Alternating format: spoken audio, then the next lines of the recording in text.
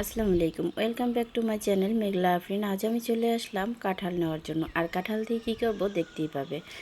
এখানে আজ আমি রান্না করব কাঁঠালের ঝুরি। আর কাঁঠালের ঝুরা রান্না করার জন্য প্রথমে গাছ থেকে কাঁঠাল নিয়ে নেব। দেখতে পাচ্ছি এটা বেশি বাড়তি হয়ে গেছে, বাড়তি কাঁঠালটা ভালো লাগে না। তারপরে মিডিয়াম আঁচের একটা কাঁঠাল নিয়ে নেব। এখানে দেখতে পাচ্ছি এই ছোটো কাঁঠালটা আমি কেটে নিয়ে নেব, যেহেতু আমরা মানুষ কম। এই কাঁঠালটাকে কেটে নিয়ে নেব। কাঁঠালটা কেটে নিয়ে আসছি, ফ্রিজ থেকে কিছু পরিমাণ নারকেল বের করে নিয়েছি, চিংড়ি মাছ। এটাকে আমি ভালো করে শিলপাটায় বেটে নেব। কাঁঠালটাকে কেটে কুচি কুচি করে কেটে নেব, কলার মুচি যেরকম কাটো ঠিক সেই রকম। দেখতে পাচ্ছি আমি কলার মুচির মতো কেটে নিয়েছি কাঁঠালটাকে। এটাকে ভালোভাবে এটাকে কুচি কুচি করে কেটে এরপর দিয়ে দেবো কড়াইতে পানির মধ্যে দিয়ে দেবো কিছু পরিমাণ হলুদের গুঁড়া, দিয়ে এটাকে আমি সেদ্ধ হওয়ার জন্য দিয়ে দেবো। আর এটার ভিতরে আমি কিছু পরিমাণ আলু কুচিয়ে তাও দিয়ে দেবো এর সাথে সেদ্ধ হওয়ার জন্য। একসাথে সেদ্ধ হয়ে নেবে আলু আর যে কাঁঠাল বীজ। এটাকে এখন ঢাকা দিয়ে দেবো। ঢাকা দিয়ে এটাকে ফুটাতে দেবো। ঢাকাটা তুলে দেখতে পাচ্ছ যে এটা কীরকম হয়ে গেছে, টকবক করে ফুটতেছিল। তারপর এটাকে আমরা এখন নাড়াচাড়া করে এটাকে নিয়ে নেব। তারপর কড়াইতে বসিয়ে দেবো সরিষা তেল। সরিষা তেলের মধ্যে দিয়ে দেবো 2টা তেজপাতা আর দিয়ে দেবো কিছু পরিমাণ পেঁয়াজ কুচি। আর পেঁয়াজ কুচি দিয়ে তারপরে এর মধ্যে দিয়ে দেবো আগে থেকে কেটে রাখা পরিষ্কার করা নদীর গুঁড়ো চিংড়ি মাছ। এটাকে দিয়ে এর মধ্যে দিয়ে দেবো লবণ, দিয়ে এটাকে ভালো করে কিছু সময় ভেজে নেব। এটাকে ভাজা হয়ে গেলে তারপরে শিলপাটায় বেটে রাখা নারকেল, পেঁয়াজ, জিরা, দারচিনি, এলাচি এটাকে সুন্দর করে আমরা এখানে দিয়ে দেবো। এটাকে দিয়ে ভালোভাবে এটাকে মিক্স করে নিতে হবে।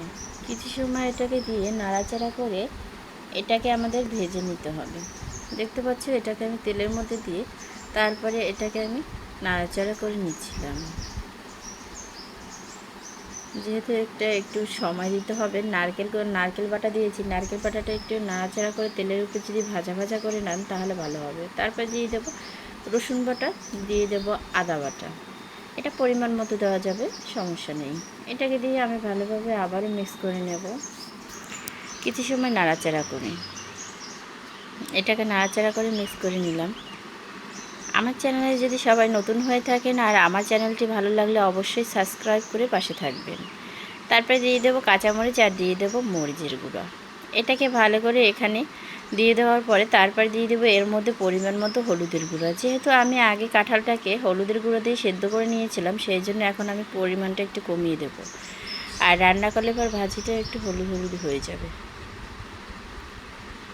এরপরে আগে থেকে সেদ্ধ করে রাখা কাঁঠালটাকে আমি এখানে দিয়ে ভালোভাবে মিক্স করে নেব। দেখতে পাচ্ছি এটাকে তারপরে দিয়ে দেবো পরিমাণ মতো লবণ, দিয়ে দেবো অর্ধেক পরিমাণ নাগা বোম্বাই মরিচ। এটাকে দিয়ে ভালোভাবে মিক্স করবো। এই মরিচটা দিলে ঘেরান আসে আর খেতে খুব সুন্দর আর লোভনীয় হয়ে থাকে।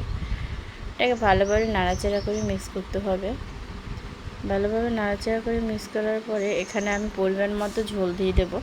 ঝোলের পরিমাণটা বেশিও দেবো না, কমও দেবো না, যেহেতু এটা আমার সেদ্ধ করা। এখানে আমি ঢাকা দিয়ে কম আঁচে এটাকে রান্না করব।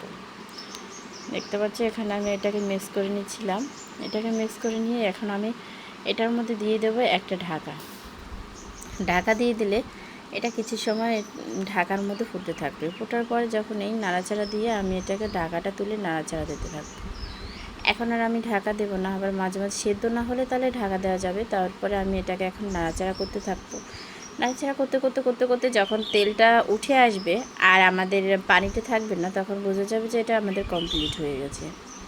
দেখতে পাচ্ছ এটা এখন আমার কমপ্লিট হওয়ার প্রায় পর্যায়ে হয়ে আসছে। কত সুন্দর হয়ে আসছে।